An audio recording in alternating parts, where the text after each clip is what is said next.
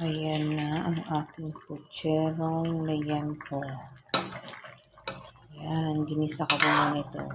Pinakuluan mo na ang baboy. Tapos, pag medyo malambot na, igigisa sa sibuyas, bawang, bell pepper. Tapos, pakuluin ulit. Sangkot siya. Then, ito na siya.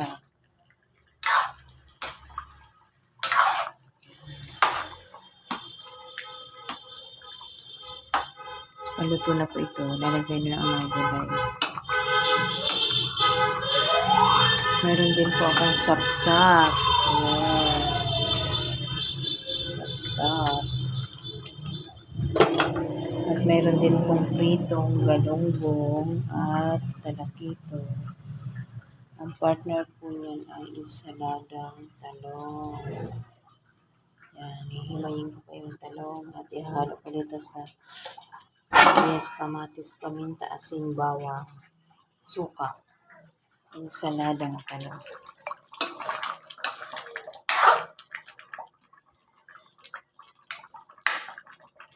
Malambot na siguro ito. Ilalagay ko na yung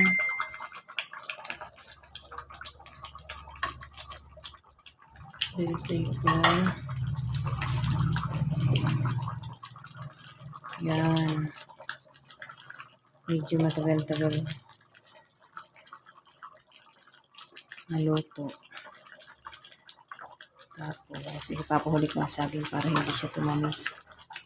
Hindi kasi masarap pag matamis. Ayaw ko ng matamis.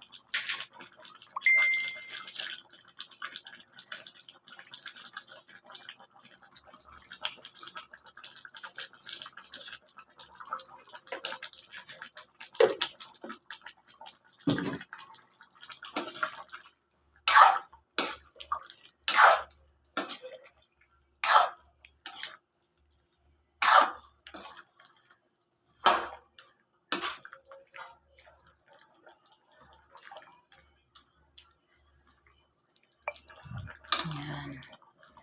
Ilalagay na natin. Yan.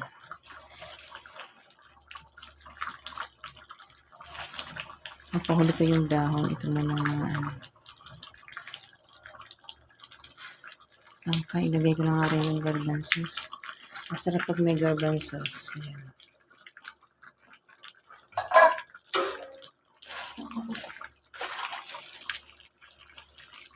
Kasi matitigas yung mga stem. Kaya unahin natin.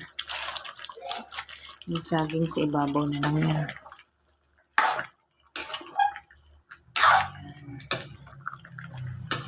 Yummy, yummy yan.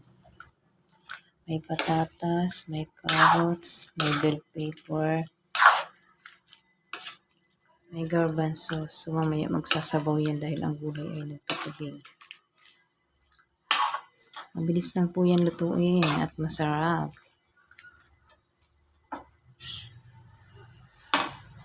Tikman ko nga dito.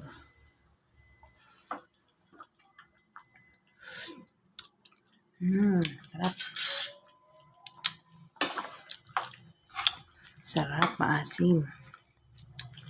Dahil sa tomato sauce.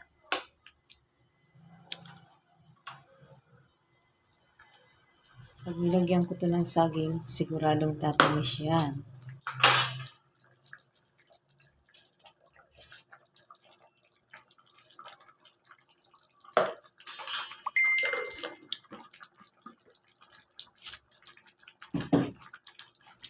Ilagay ko na rin para nahalo.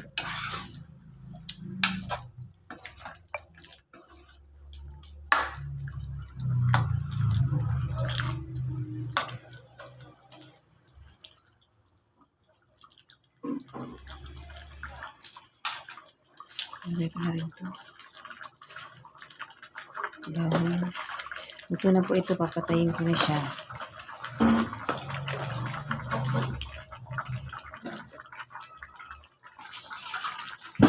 Ilagay ko na rin yung saging. Saging na sa bakilito. Tapos, haluin lang natin. Okay. Okay, thank you for watching. Luto na po siya. Ganun lang.